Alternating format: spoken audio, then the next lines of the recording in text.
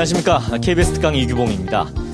현대 산업사회로 접어들면서 우리 인간들이 참 물질적으로는 많이 풍요로워졌습니다만 반면으로 볼 때 이 정신적으로는 더욱 각박해지고 빈곤한 삶을 살아가고 있는 건 아닌가 하는 생각이 저는 가끔씩 드는데 여러분들 어떻게 동의하십니까? 예, 아마 많은 분들이 공감을 하시는 부분일 겁니다. 예로부터 사실 우리 선조들 같은 경우는요, 이렇게 부와 재능을 가진 사람보다는 오히려 덕이 있고 또 어진 사람을 삶의 모범으로 삼고 살아오셨는데, 이렇게 덕이 있고 어진 사람, 제 머릿속에는 언뜻 이 선비라는 표현이 떠오르거든요. 선비 정신.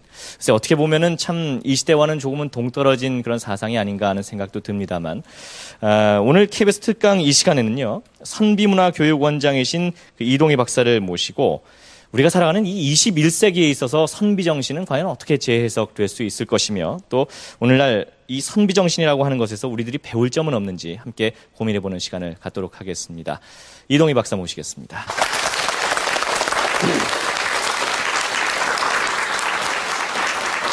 네, 박사님 어서 오십시오. 제가 그 선비 얘기를 했는데 오늘날에도 선비는 분명히 있겠죠? 있어요. 예.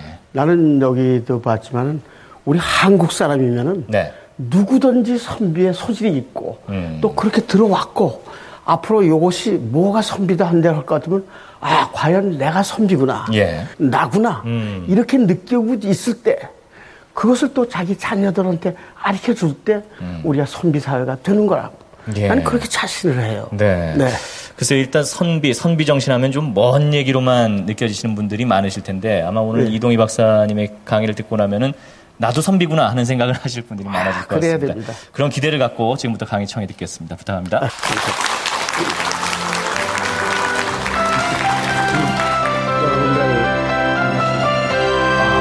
내년 8월이나 9월이 될 것 같으면 느끼는 게 있어요. 해방. 일본 시대 때 그 질곡에서부터 우리가 해방된 거를 우리가 생각할 때 금년이 벌써 59년이 됐어요. 그 선열들이, 그 선비들이 옛날에 저 먼 나라와 옥중과 총칼 사이를 뚫고 헤치며 피 흘린 그 자죽이 있잖아요. 그래가지고 이 해방을 굉장히 절규하는 분들이 많았어요. 그 중에서도 나는 여러분들한테 한번 시를 한번 읊어드리려고 그러는데, 여러분들 여학교 때 그 시문의 상록수 읽어보셨죠? 네. 그 시문 선생님이 그 선비인데 그 양반이 그날이 오면이라는 바로 그런 시를 만들었어요. 나는 아주 그거 보면은 가슴이 울렁울렁해요. 그날이 오면 삼각산이 일어나 더덩실 춤이라도 추고 한강물이 뒤집혀 용솟음 치는 그날이 이 목숨 끊어지기 전에 와주기만 하려니만 나는 밤하늘에 날아는 까마귀가 돼서 종로의 인격을 머리로 들이받아 올리우리다. 두개골은 비록 산산조각이 나도 기뻐서 죽사함에 무슨 요한이 있겠습니까? 대단하죠. 이 처절한 아주 저항시인데 이거를 영국 사람이 영국의 유명한 마오라라는 시평론가가 이것이 세계에서 최고 가는 하나의 저항시다 말이죠. 이렇게 아주 유명한 시예요. 그 시가 지금 우리가 생각이 나는 거예요. 그래서 근데 그래서 일본 사람들이 한국 사람을 그렇게 혹독하게 지배해도 선비의 마음 또는 지성인의 마음 또 선열의 마음은 누르지를 못했단 말이죠. 이제 이게 지금 하나 나타나는 거예요. 그런데 우리 시문 씨가 이렇게 하다시피 우리 선비라는 것은 그러니까 뭐냐 한마디로 얘기해가지고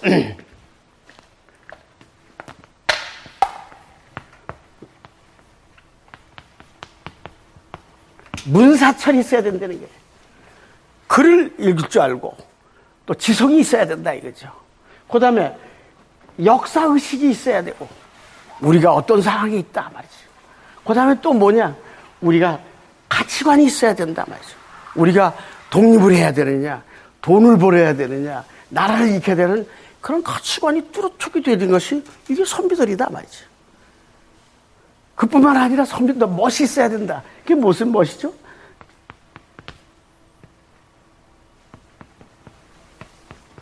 시, 서, 화, 그죠? 시도 외울 줄 알고, 글씨도 좀 쓸 줄 알고, 그림도 볼 수 있는 이런 종합적인 말이지, 이런 교양을 가진 사람들.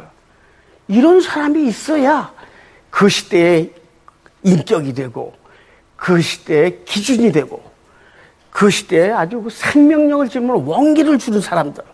이것이 하나의 선비들이다 말이죠. 그게 어느 사회나 있어요. 어느 국가도 있지만은 우리들은 막 그런 게 아니냐 그런데. 근데 이 양반이 쓴 시를 가만히 볼 것 같으면은 이 조선조에 600년 내려오는 한양 도읍을 중심으로 하는 걸 갖다가 쓴 거예요. 그 시가 그렇지 않아요? 그 한양 수도에 남대문이 뭐죠? 숭례문, 예를 존중한 사람이 들어오고, 동대문은 뭐죠? 흥인지문에 인이 들어오고, 서대문은 의가 들어오고 그래가지고 서울이 매일 인의 예지 신의 성리학적인 아주 유교적인 도덕과 윤리의 도읍이 쫙 됐다 이거예요. 그렇잖아요? 그걸 그러고 내가 태어난 데가 어디예요? 효자동, 뭐 적선동, 뭐 충신동 뭐 이러잖아요. 미국 같은 데 가면 세컨 스트리트, 뭐 2번지 뭐 이렇게 숫자로만 되지 그런 좋은 윤리적인 게 없어요. 근데 우리는 모든 전국에 그런 게 퍼져가지고 좀 윤리적이고 도덕적인 게 돼야 되겠다 하는데 오늘날 우리 한국은 어떻게 돼요? 너무 도시가 커지고 너무 다양하게 되고 그동안에 미국의 여행, 일본 사람이 여행해서 복잡해졌다고. 그래서 그런 도덕과 윤리의 그런 사회로 600년 내려온 것이 그만 어떻게 됐어요? 불신과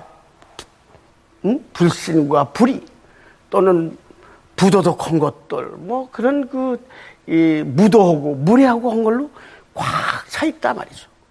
이거를 우리가 다시 어떻게 이걸 고쳐가지고 우리의 정신을 맹그러냐. 그게 지금 오늘 여러분들한테 한번 얘기 한번 해보려고 그러는 거예요. 우리 한국은요, 어느 사학과가 얘기했어요. 이건 뭐 정설인지 몰라도 300년마다 운이 튼다고 그래요. 첫 번에 우리 다 아는 게 뭐냐. 15세기에 세종조에 우리가 운이 탔어요. 한글도 맹글었죠. 만주도 북육진도 했죠. 대마도도 했죠. 거기 뭐 조공 바치는 데도 있죠. 우리가 아주 융성한 때가 15세기예요.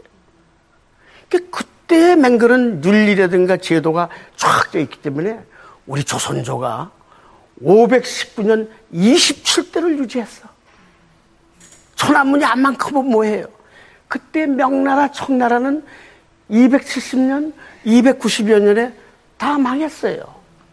일본도 도쿠가와라는 장군이, 쇼군이 15대로 내려오면서 250년에 끝을 냈어요.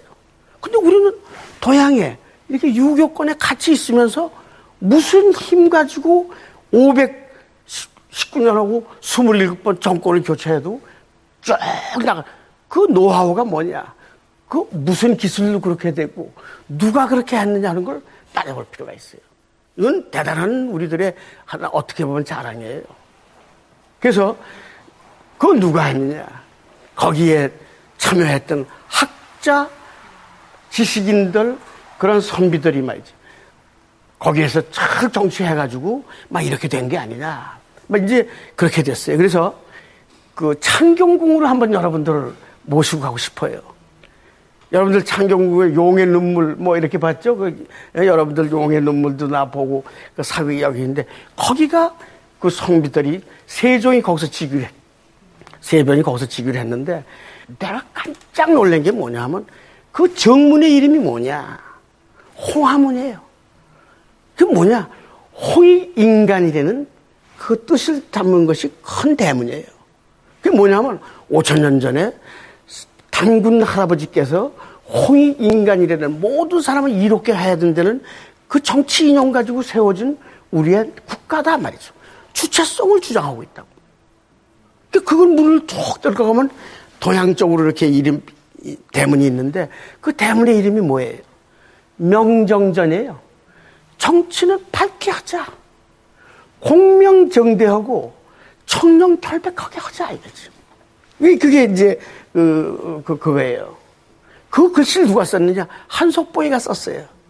썼는데 그것이 오늘날에 우리 정치에도 굉장히 중요한 거 아닙니까? 뭐 호텔 밀실에 가지 말고 공명정당하게 하자 말이죠. 이게 거기서 쭉 들어갈 것 같으면 무슨 문이 나오냐 할 것 같아. 무슨 당이 나오냐 하면 숭문당이 나와요. 문을 숭상하고 무를 좀 낮춰서 문치의 국가를 만들자. 요새 고려 무슨 무인시대 이게 아니라 문치 정치를 한번 잘 해보자고. 그 숭문당에 문을 숭상한다. 근데 그 문을 숭상하는 그 글씨를 누가 썼느냐? 여러분들 다 아시다시피 영조대왕이 썼어요. 18세기에 영조대왕이 우리가 부왕할 때 15세기, 18세기 아니에요? 썼어요. 근데 영조대왕은 여러분들 우리 사극에 다 알 거예요. 영조, 정조가 우리가 전승기인데 그 영조께서 왕을 몇 년 하셨냐 하면 52년 동안 하신 분이에요. 52년. 근데 거기가 경연하는 거예요. 왕이 공부하는 장소예요. 그 옆에 성균관에 대제학 뭐 유명한 사람들 불러가지고 거기서 세미나를 요새 말로 세미나를 쭉 하는데 세미나를 52년 중에 몇 번을 했느냐? 무려 5,400번 한 기록이 주장각에 꽉 차 있어요. 아직도 우리 학자들이 그걸 다 못 봤을 거예요. 대단한 공부를 하신 분이에요. 학자에다가. 그 양반이 거기서 그러면서 정치를 하셨는데 그 양반이 제일 애독한 책이 뭐냐 그 중에서 뭐 공자, 맹자 뭐 다 있지만은 다 아니고 소학책을 제일 좋아하셨어. 그 소학책 이름이 뭐냐? 매너북이에요. 요새 말로 하면 예의범절하는 거예요. 어른네가 일어나서 부모님께 절을 하고 물 뿌리고 청소를 하고 사람의 뭐 응대를 잘하고 버릇이 좋다. 이런 것부터 시작하는 그 매너북을 막 그 행동 거지의 그 소학책을 제일 애독하셔가지고 돌아가실 때도 그 머리맡에 그 책이 계셨던 정도죠. 그러니까 왕께서 그런 그 예의 범죄를 좋아하기 때문에 그때 출세하려면은 그걸 잘해야 될 거 아니에요? 그러니까 그때 18세기에 우리가 뭐냐? 18세기에 우리가 뭐냐? 동방예의지국이 된 거예요. 그러니까 비록 국력은 적어도 사람 됨됨이 예의범절이 턱 그러니까 함부로 중국이라든가 이런 데서 함부로 탔지 못한다 이거예요. 이게 국력이거든 사실은. 국격, 국가의 인격이다 이런 얘기예요. 근데 요새 우리가 봐요. 조금 돈이 생기고 관광 가고 뭐 현금을 가지고 가고 뭐 이렇게 의식되고 그러니까 국제적으로 우리들을 우습게 보는 게 여러 가지 사고가 나오지 않아요? 그래서 추접스러운 한국 시절이 됐다 이게. 그러니까 지금 우리하고 제일 가까운 전통의 시대가 18세기, 19세기 요 시대 아닙니까? 그때의 매너라든가 그때 이것이 우리 거예요. 그것이 여러분들 할머니, 할아버지로 쭉 내려서 몸에 배어 있는 거예요. 600년 내려오니까. 그러니까 그거를 우리가 되살려야 된다 이거지. 그게. 그래서 근데 그 뒤에는 무슨 정각이 있냐 할 것 같으면 문정전이 나와요. 문으로 정치한다 이거야. 그래서 내가 깜짝을 놀랐어요. 내가 뭐 창경원을 그렇게 가본 사람은 아닌데 우연한 기회 가가지고 저는 정치학을 전공을 해가지고 정치학을 한 4, 50년 했지 않았습니까? 여기에 인본주의가 있고 여기에 민본주의가 여기 있구나. 우리의 조상이 엄청나게 잘하셨다 이런 데. 주체성 가지고 홍화문에 호인간 들어와 명정 정치를 밝게 하지 공명정대하게. 그 다음에 뭐죠? 문을 숭상해가지고 문치 국가를 만들자. 그 다음에 문으로 정치해. 이게 쓸데없는 말이 하나도 없잖아요. 쫙 내려. 이게 몇백 년 내려온 거야. 그게 뭐예요? 문정위민의 정치를 했다. 문으로 정치하면서 국민을 위했다. 뭐 영어로 하면 to ensure the government for the people 이렇게 나오는 거지. 그게 참 놀라서 무릎을 내가 쳤어요. 그래가지고 문정전에 가만히 봤더니 거기 뭐냐 하면 지금 국무회의 하는데요. 왕이 척 앉아 있으면은 여기 훈구 대신 쭉 앉아 있는데 여러분들 사극에 보면 세트가 있지만 거기는 반드시 붓글씨 쓰는 분이 두 분이 딱 앉아 있어요. 계급은 높지 않지만 젊은 사관이에요. 사관이 쭉 이렇게 쓰고 있다고. 그 사관의 그건 뭐냐? 거기서 나오는 모든 말씀을 형용사, 부사 없이 그대로 착 집히려는 거예요. 그래가지고 사초로 맹겨서 딱 해가지고 통에다 집어넣으면 그건 뭐죠? 왕도 못 보시는 거예요. 그 언제 보시는 거죠? 그 왕께서 돌아가시고 난 다음에 그거를 모아가지고 그 사람의 그 왕의 실록을 적는 거예요. 그러니까 여기서 5m 전방에 그거 써가지고 왕의 미래를 성적표, 평가를 하는 사람의 앞에 두고 말이죠. 정치를 하는 거예요. 공명정대하게 하지만. 막 거기서, 오늘 기분 좋으니까 술 한잔 먹자. 이거 얘기했어. 뭐 요새 같으면은 뭐 회사 사장이, 야, 어제 노래방이나 가자. 뭐 있다고 그랬는데.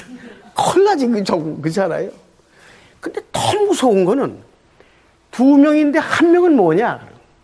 뭐 서로 대조해가지고 뭐 이렇게 도장 찍자. 이렇게. 그게 아니에요. 한 사람은 말씀을 적고 이쪽 사람은 뭐냐면 그 말하는 사람의 태도를 적었어. 일어났다, 앉았다, 뭘 집어 던졌다, 맞았다, 어디 맞았냐, 뭐 이거, 그걸 적어가지고 쫙.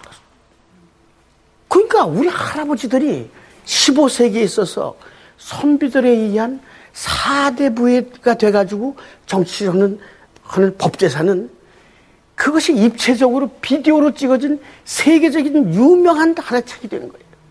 그것이 뭐죠? 유명한 조선 왕조 실록 888권이 거기서 유지된 거예요. 대단한 거죠. 이거를 6개를 복사를 해가지고 저기 오대산에다가 성주, 전주, 강화 뭐 깊은 데다가 아주 심장 깊이 그거를 보관해가지고 공부 글자 아는 사람은 가깝게도 못 가게 맹글고 비밀을 유지하는 거예요. 대단한 역사죠. 근데 그 사람이 그 사관도 주용하지만 거기에 더 무서운 사람이 한 사람, 언관이라는 사람이 있어요. 이건 사법부에서부터 내려온 옥당 선비예요. 근데 이 사람은 뭐 허름한 옷을 입고 딱 앉아 있는데 다른 건 합법적으로 통과하더라도 그 통과한 내용이 성리학, 예외에 어긋나는 게 됐다 할 것 같으면은 생명을 걸고 그 왕 앞에서 직간하는 거예요. 근데 직간하는 방법이 다른 사람은 말이죠. 고개를 숙이고 성은이 만극합니다 하고 이러고 있는데 이 양반은 뭐냐 하면 아주 헌법상 왕 앞에 탁 서가지고 턱을 올려야 돼. 왕과 눈높이를 똑같이 해 쫙 하고 큰 소리로 거두어 주십시오 이렇게 나오는 거 얘기 많이 들었죠. 직설로 거두어 주십시오. 이게 겁나는 거죠. 이거를 말을 안 들으면 3, 4학계라고 해서 거기에 사법부 세부가 모여가지고 데모를 하는 거예요. 그게 안 되면 성균관 학생들이 들어와서 또 데모를 하는 거예요. 그러면 청정 듣고 딸치 않으면은 왕도 큰일 난다 이거예요. 왕이 사르릉같이 행동을 해가지고 법도를 조심히 해서 하기 때문에 투명하다.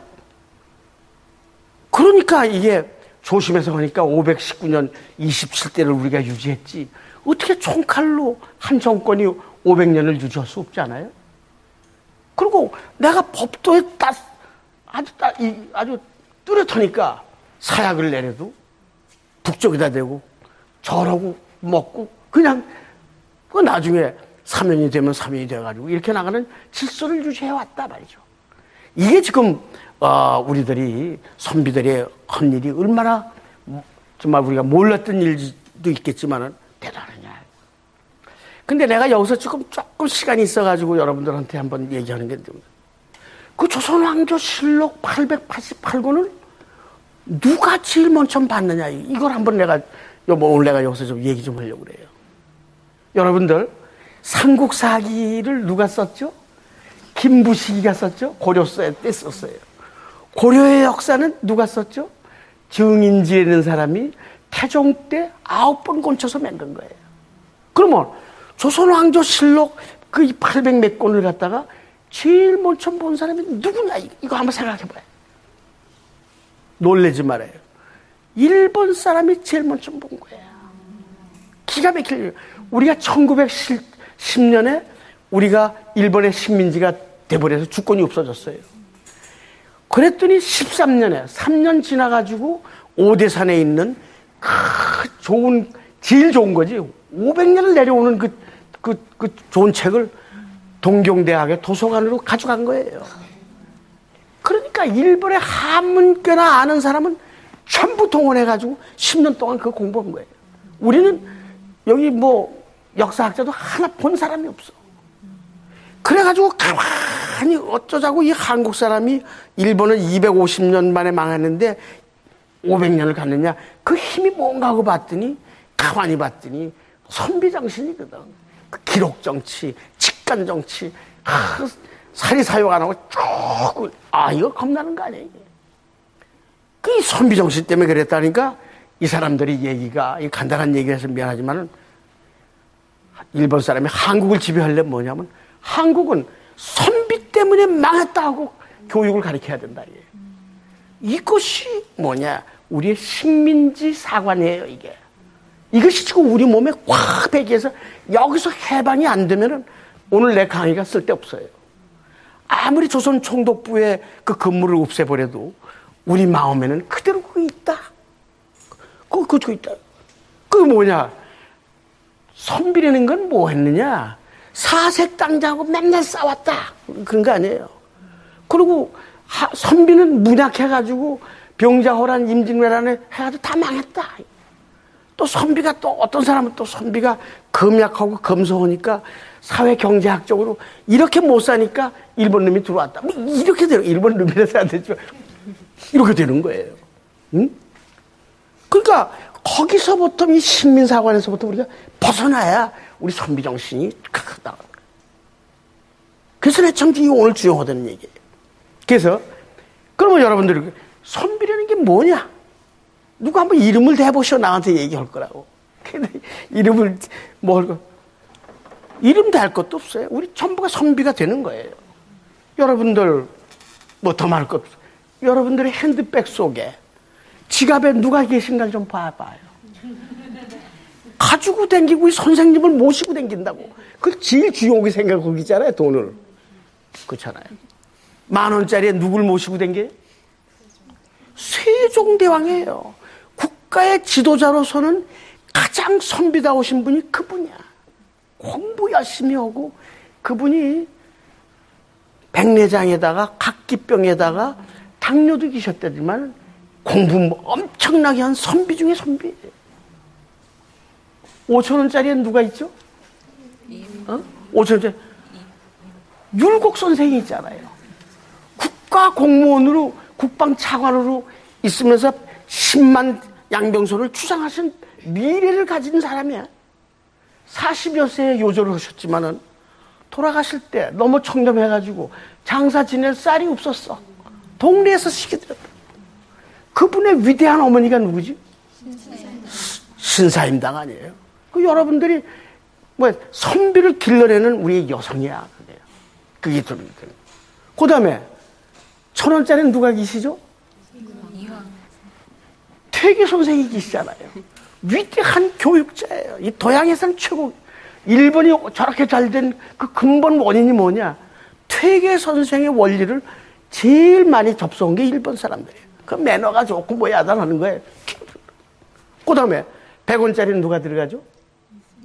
이순신 장군이 이제 KBS에서 나오는 거예요. 이순신 장군이 문물을 겸한 이걸로 다 있잖아요. 그렇잖아요? 그래서 이게 우리가 선비는 지금 우리가 모시고 다닌다 이렇게 생각을 해야 돼요. 돈에 우리의 선생님들을 가지고 다니면서 이걸 자꾸 보면서 우리가 우리 거를 찾아내야 되면 안 된다. 그러면 그 선비는 그러면 뭐를 주장을 하고 뭐를 원해서 살아가느냐, 그 가치관이 뭐냐 이렇게 될 거예요. 지금 같으면 무슨 돈을 많이 벌어가지고 자손한테 주고 뭐 아니에요. 이 양반은 뭐냐면 한마디로 해서 청맹지가 돼가지고 우리 자손에게 청백리 가문이라는 것을 영광되게 논아주려고 그런 게 그리고 청백리를 맹그는 청백 심사하는 과정이 뭐냐?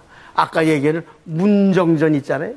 국무회의 하는 데서 한 사람을 딱 해가지고 그 사람이 평생의 모든 문제를 수기치인 팔덕목이라고 그래요.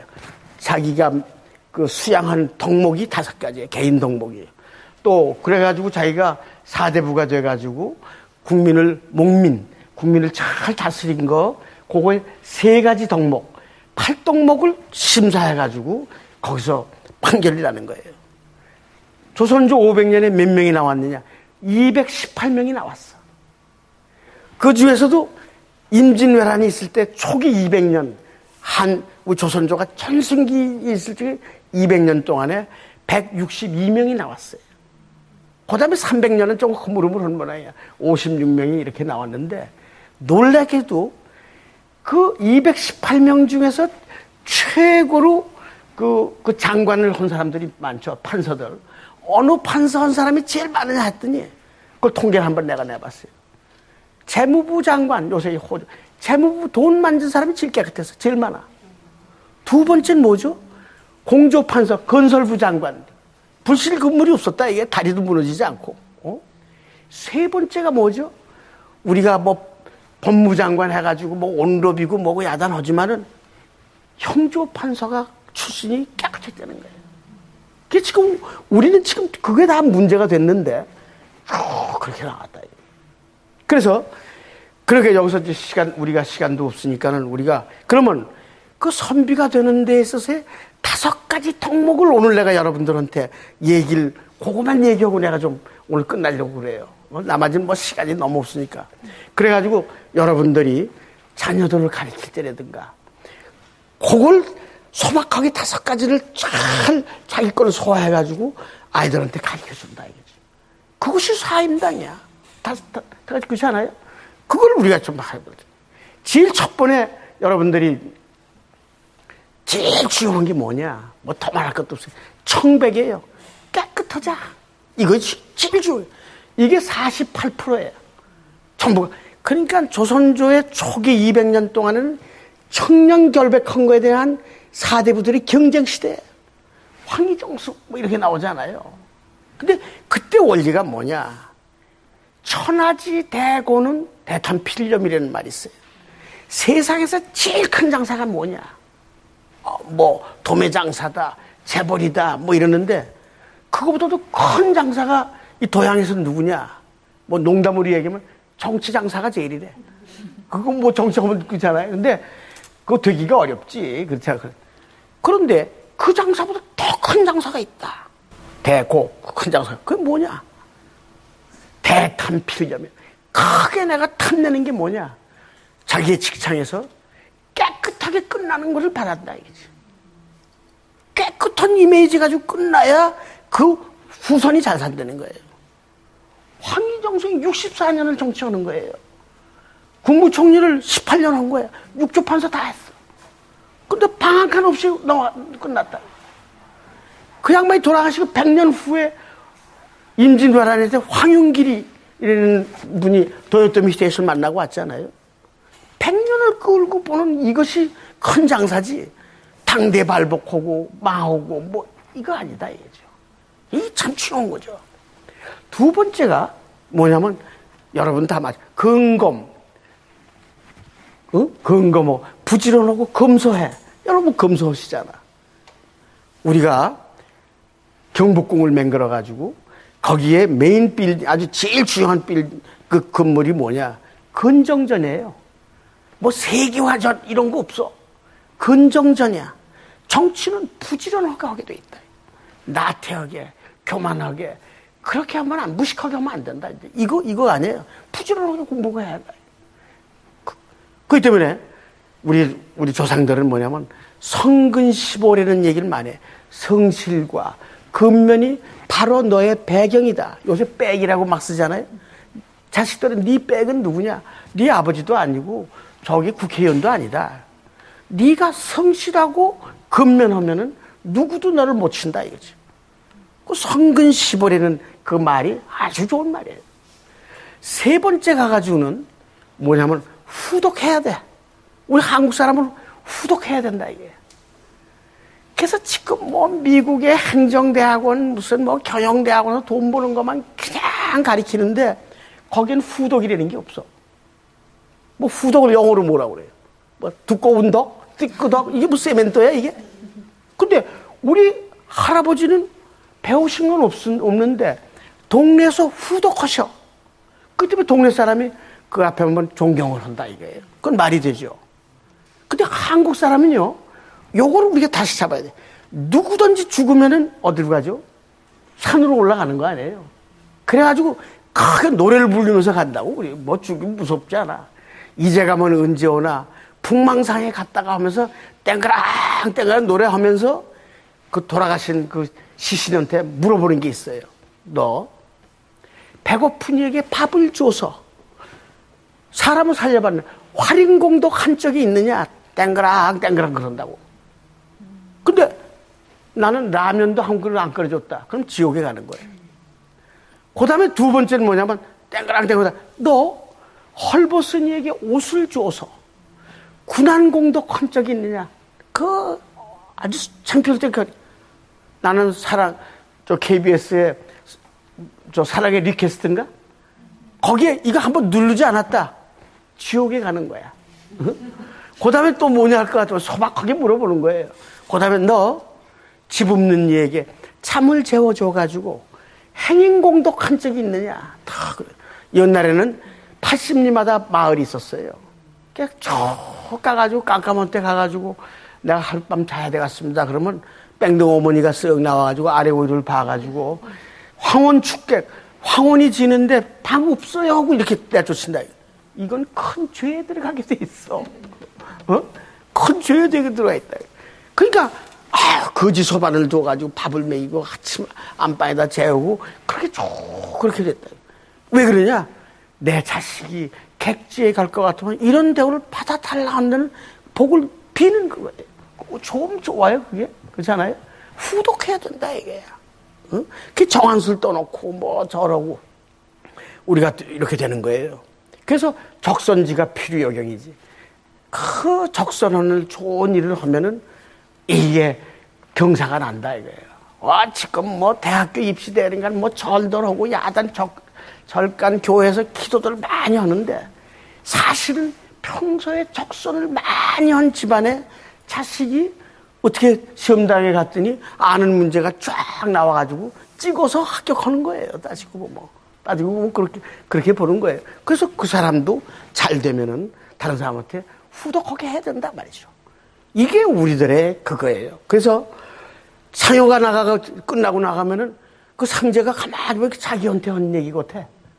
그러니까 집에 가가지고 떡을 해가지고 청계천에 거짓대들 앞에 가가지고 이거 교동대감의 시해다. 그래가지고 주는 게 빈자를 위한 떡이야. 이게 오늘날에 뭐가 됐죠? 빈재떡이 된 거예요. 그래서 우리가 이렇게 순환을 하게 되기 때문에 일본 사람이 그렇게 압박을 하더라도 우리 농촌 사회가 그렇게 각박하지는 않았다. 오히려 지금이 각박해. 이런 문제가 됐다고. 다시 찾아야 돼. 그 다음에 네 번째가 이제 뭐냐면 경효예요. 상경가해하고, 어른을 존경하고, 밑에 사람을 사랑하고. 그래서 가족 제도를 잘 유지했냐? 그 좋은 가족을 유지한 사람이냐? 그거 아니면은 안 된다 이거죠. 요새 우리 자신 있잖아요. 뭐 이혼율이 뭐 매스컴에 얘기하면 그 이혼하십시오. 뭐 이따구 소리 나오고 말이지. 이 무슨 게 몰라요. 자식을 뭐 어떻게 한다 이 나오는데 이게 안 된다. 그러니까 우리는 지금 굉장히 그거에서 위기를 느끼고 있어요. 그런데 외국 사람이 우리를 잘 보고 있다. 스위스에 가면은 제네바에 UBS라고 있어요. 유니온 오브 뱅크 스위스랜드. 그 정보가 세가지고 말이지. 세계 부자 사람한테 첨부해가지고 비밀 구자 줘가지고 하는 데가 있어. 거기서 논문을 쓰면은 뉴욕의 주가가 올라갔다 내려갔다 하는 거예요. 근데 그 사람들이 뭐냐? 2000년 되면은 21세기, 지금 돼요. 21세기 되면은 우리나라가 세계에서 국가 국가 경쟁력이 최고로 된다 이거야. 1등이 된다는 거예요. 첫째, 한국은 교육열이 수혜다. 이거 뭐 더 얘기하죠. 여기 계시는 여러분들이 내가 우리 아이들 교육 빼놓으면 난 지체야 뭐 이러잖아. 요새 또 우리 한국 남자도 끼어들어가. 뭐 기러기 아빠 뭐 이런 게 나오죠 요새. 어? 아이들 어학교육 10년을 위해서는 부부가 좀 떨어져 살아도 된다 이거 아니에요. 이거 더 말할 것 없이. 그러니까 유태교의 어머니를 하버드 대학 문 앞에서 한국의 어머니가 이긴다는 거 아니에요. 이게 두 번째 얘기가 뭐냐면 한국에는 가족주의가 있다 이거야. 가족주의가 사회적인 주제를 강화시키고 있다. 여러분들은 자신이 없다고 그러지만 아니에요. 하버드에 튜에밍이라는 사람이 있어요. 그 사람 강의하면 500명이 들어와. 구라파에 300년 자본주의 발전하는 걸 어떻게 4마리 용이고 그 중에서 한국 호랭이가 어떻게 30년 만에 이렇게 잘 발전했느냐. 그래가지고 얘기를 하는데 그 사람이 여기 유명한 재벌의 연구소에 50주년 기념일에 와가지고 연설하면서 뭐라고 그러냐면 한국이 그래도 유교적인 가족주의 제도가 센 데가 어디냐? 한국이라는 거야. 다른 사람은 그렇게 봐요. 우리는 부지부식간에 모르지만 가족주의가 세다고. 추석날을 산에 하얗게 돌아가는 모습 대단한 거예요. 그거 대단한 거라고. 그런 건 또 그럴 거예요. 요새 효자가 어딨냐고 그러잖아요. 아니다 이게. 거기 또 그런 얘기가 나와요. 삼풍 빌딩이 부러졌을 적에 살아남은 사람이 몇 명이에요. 10대 소년 3명이 살아났어요. 그 최명석이가 19살인가 열을 굶어가지고 척 나왔는데 마이크를 갖다 대니까 최명석 씨가 뭐라고 그랬어요. 요새 같으면 자기 애인 이름이나 부르고 뭐 이럴 텐데 우리 부모님께 누를 끼쳐서 주해서 넣었다고 해요. 그 할아버지가 전주 북쪽에서 후덕하신 분이 거지가 그 집 앞에 못 지나갔대. 그 아버지가 삼풍 주유소에서 천막 쳐놓고 열흘을 찾았다는 거예요. 근데 하도 감격적이 돼가지고 미국의 기자가 와가지고 CF라는 게 있다며 뭐 떼돈 생기는 거죠. CF 들어오라고 그랬는데 그 현장에서 그냥 노했다 이게. 돈 우습게 보는 민족이 이상하다 이게. 이게 아시안 베류라는 존 너스비스라는 미래학자 여기도 한국에도 왔어요. 이 사람이 주장한 거예요. 아시아의 가치라는 게 서구하고 다르다. 이거 봐라. 근데 남자보다도 여자가 세 한국은. 유지환이라는 그 여학생이 뭐냐면 15일 밥 굶고 배꼽 내놓고 모자 까꾸로 쓰는 아이가 혁 쌩그레 웃고 나오는데 마이크 대니까 뭐라고 내가 죽으면 어떡해요? 우리 아버지 병원비는 누가 내고 우리 오빠 학비는 누가 대냐고. 갑자기 심청이가 땅에서 기어 나온 거야. 야, 너 용돈 얼마 쓰냐고 신문기자가 물어봤더니 난 한 달에 2만 원 쓴다는 거 아니에요. 대단한 거죠. 그렇게 나는 지금 질문이 우리 그 부모님이 어른 노릇을 얼마큼 잘했길래 그렇게 애정적인 얘기 나오냐.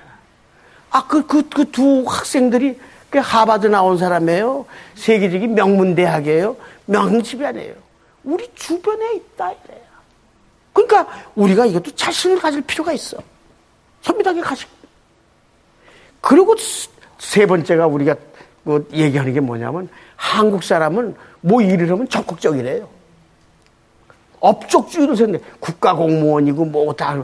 그 5개년 교육 같은 거 하고도 1급번을 했잖아. 5, 7, 35. 일본 사람이 35년 하고 똑같이 했는데 우리가 200배 경제 발전을 했잖아요. 우리가 세계에서 6번째로 못 살았대요. 55년에 보면. 지금 10등 아니야. 대단한 업적이지. 그렇잖아요? 그 다음에가 좋으냐면 한국 사람은 눈이 휘딱 뒤집히면 못 말린다는 막 거기서. 그게 뭐냐? 그래서 아리케 줬대. 신바람이라 그랬대요. 엑소티 스프리트다. 신바람 가지고 새마을 운동해가지고 막 오늘날까지 이렇게 고상하게 전진했잖아. 이거 외국 사람이 얘기하는 거예요. 근데 우리만이 그거에 대해서 자신을 안 가져. 근데 이 얘기한 게 뭐예요? 전부 선비정신을 얘기한 거예요. 거기서 벗어나는 게 없어. 우리가 거기에 그 속에 있는 거예요. 여러분도 마찬가지다. 마지막으로 5번째 내가 얘기하는 건 인의, 어질고 정의로운 길을 가야 된다. 이거. 사회생활 할 때 여러분들 아이들한테 가르칠 적에 뿌리와 날개 교육을 가르치는 거예요. 가르칠 적에 처음. 그 뭐냐? 안중근 의사가 많이 썼어요. 살신성인, 모든 것을 생명을 바쳐서 정의롭고 사랑을, 국가에 대한 사랑을 바친다. 결리사의, 이익을 보면 이것이 의로운가 아닌가를 본다. 이거 아니에요. 안중근 의사 여러분 대단하신 분이에요. 이 양반이 황해도의 갑부의 아들이야. 진해 현감의 손자지만 국채보상에서 제일 많이 낸 사람이에요. 20대 학교 이사장이 되신 분이야. 사몽학교하고 don이학교예요. 사몽은 뭐냐? 선비가 흥하고 국민이 흥하면 나라가 흥한다 이거예요. 근데 이 양반이 이사장을 하다가 딱 봤더니 1907년에 우리가 고종 황제가 퇴위가 되고 군대가 없어지니까 교육 안 되겠다 해가지고 곤충 차가지고 저기 회령에 나가가지고 엄청나게 싸움 잘하신 분이에요. 이게 싸움 잘하신 분이에요. 포로도 잡아가지고 그런데 이걸 처치를 못하고 국제법에서 살려주고 그것 때문에 망해버렸어. 그냥 한 서너 명 데리고 패전해서 들어왔다고. 그래서 와신 삼당하고 있는데 이 양반이 이또 히로부미라는 그 한국을 집어먹은 그 이또 히로부미라는 이 사람이 1909년 10월 26일 날에 하루빙역에 도착한다 이거. 잘 만났다 해가지고 오케이 목장에 결투하듯이 곤청 차가지고 쫙 가가지고 하루빙에서 기도를 하고 있는데 전반 9시 반에 차가 오더라. 그래서 나가봤더니 플랫폼에 2,000명이 일본 사람하고 러시아 사람이 있어요. 꼼짝 못하겠더래요. 그 러시아 군대 밑에 뒤에서 숨었다 봤는데 다행히 딱 10보 전에 나타나더래요. 그 자리에서 그냥 쏘았는데 옆구리, 앞가슴, 그다음에 주저앉는 걸 그냥 아랫배로 요새 말로 119가 오기 전에 그냥 그 자리에서 그냥 숨져버려. 이게 또 이또 히로부미 아니면 큰일 난다 해가지고 잘생긴 사람만 골라가지고 딱딱 네 발을 다 쐈는데 이번 올림픽에서 은메달을 받았지 꼰청에 말이야. 도망가지 않으니까 다 맞는 거예요. 그래가지고 체포돼가지고 재판에 들어가는데 나를 니들이 어떻게 재판하느냐. 이또 히로부미가 15가지의 도양 평화론을 망쳐놨다. 그걸 응징한다. 그리고 나는 의병 중장이다. 현장에서 체포됐으니까 나는 뭐예요? 전쟁 포료하고 제네바 협정이 나와야 되는데 이게 뭐냐 그랬더니 이 아이가 안 되겠다고 사형 구형을 내려요. 그랬는데 내가 지금 왜 그러냐면 여기 우리 여자분들이 계시는데 그 어머니가 위대한 조마리아예요. 조마리아 여사가 편지를 들어가는 거예요. 응치라 점이 7개래요. 그 응치라 너 잘했다 말이야. 그런데 너와 나와의 모자의 그 상면은 상봉은 우리 이승에서는 우리 웃기로 하자. 주님에 의해서 우리 저승에서 만나자. 이거 입고 형장의 이슬로 가라. 그거를 보고 구리하라라는 말이지. 일본의 형무소장이 한국의 남자보다 여자가 세다.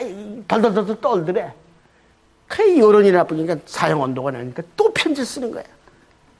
네가 혹시 사형이 언도가 되니까 네가 혹시 늙은애미보다 일찍 죽는 거를 불효로 생각하지 말라. 넌 국가를 위해서 했다. 그래서 네가 효를 위해서 일본 사람한테 치사하게 명을 연장하지 마. 그거는 이 늙은애미에 대한 모욕이다. 응? 불효니라. 응치라. 너 상고하지 말아라 하는 편지가 가는 거야. 이걸 보고 일본 사람이 그 신문에 난 게 뭐냐면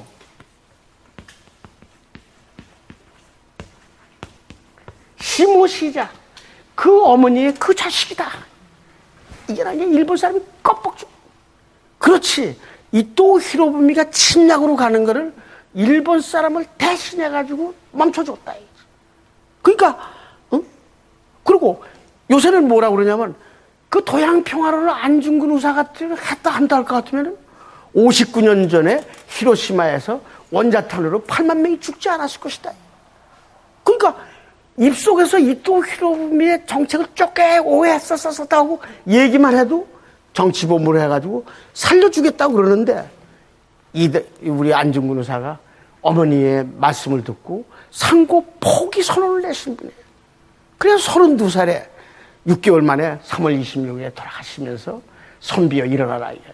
내가 죽으면 하루빈역에 묻었다가 조국이 독립되면 나를 좀 갖다 다오 말이야.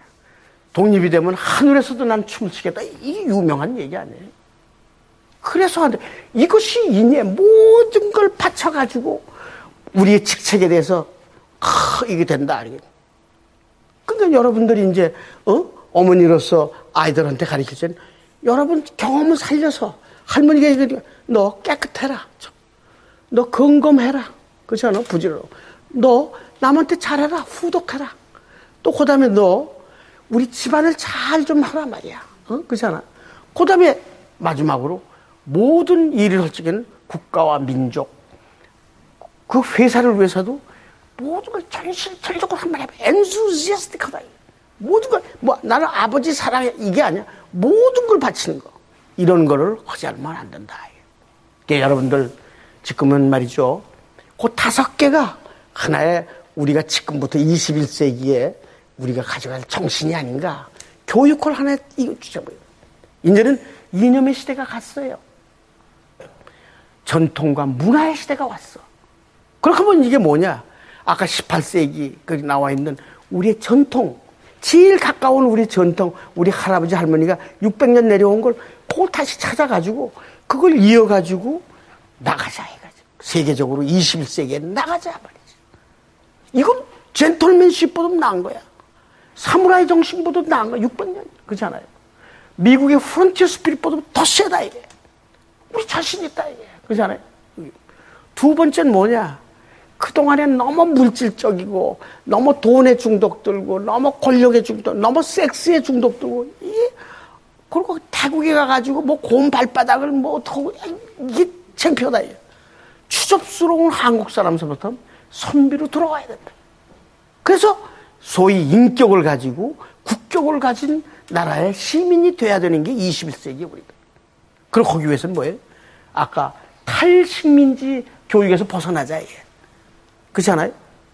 우리 식민지 교육에서부터 선비를 그렇게 격하하고 그렇게 못 사는 사람으로 맹글어놨는데 아니다. 가만히 내가 얘기 들으니까 우리 할머니 할아버지가 나한테 얘기한 거야. 내가 선비다 이것이. 여기 여성분들이 내 아들을 선비로 기르는 그 교육자가 누구냐? 그 소화계도 뭐 어머니예요. 그 조 마리안 뭐 그런 사람들이 다 그렇게 한 거 아닙니까? 평범한 어머니가 극한 때 그렇게 됐다. 그렇게 해가지고 가면 될 것 같으면은 15세기에 우리가 날렸죠. 18세기에 영종조의 동방예의지국이 됐죠. 그 다음엔 21세기에 우리가 IT 산업하고 막 올라가잖아요. 이번 올림픽도 잘했잖아요. 이제 됐다. 그러면 뭐냐. 아무리 물질이 좋아도 안 돼. 정신이 거기에 쫙 들고 우리의 매너가 좋아지고 우리의 자식들에게 뿌리와 날개 교육을 쫙 잘 시킨다. 이것이 21세기에 나가는데 그것은 뭐냐. 다 필요 없어. 선비 정신 가지고 한번 해보자. 그 프라이드를 느끼자. 막 이런 걸로서 오늘 내가 강의를 한번 끝마치려고 그래요. 감사합니다.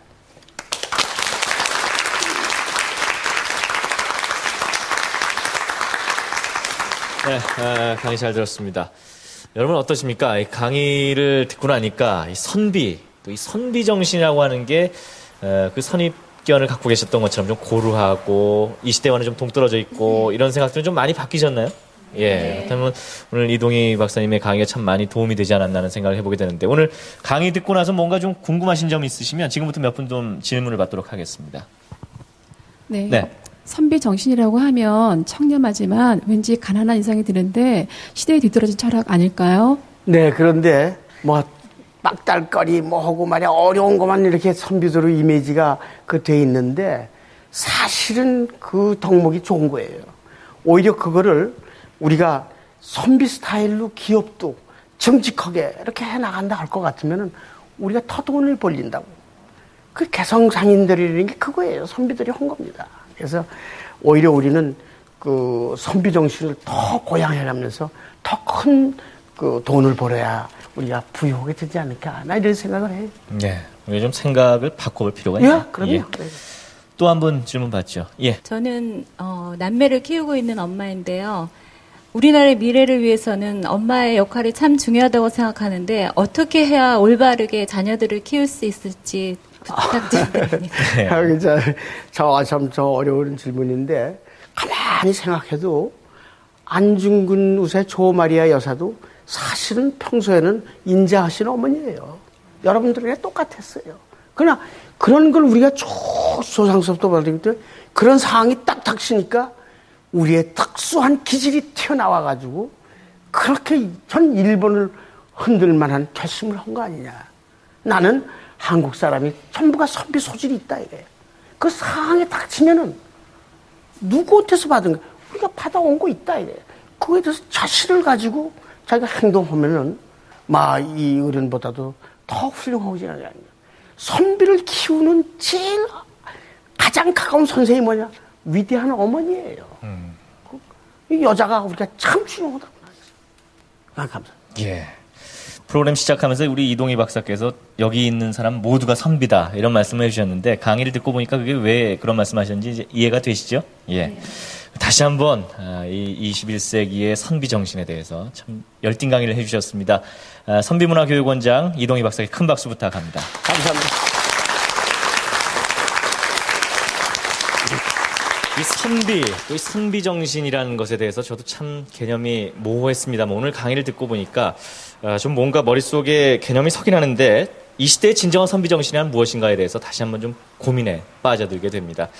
글쎄요, 이 어디를 보니까 이 선비란 마음과 행동이 깨끗해서 부끄러움이 없는 사람 이런 정의를 내리고 있던데요. 그 말이 딱 맞는 것 같습니다. 오늘 강의를 통해서 배운 이 선비 정신 여러분 마음속에 꼭 품어보시고 그리고 오늘날에도 이 시대를 살아가면서 그런 것들을 잘 실천하면서 우리 조상들의 이런 좋은 정신은 좀 계승 발전시키면서 살아갔으면 좋겠습니다. KBS 특강 오늘 순서 여기까지입니다. 좋은 하루 보내시기 바랍니다.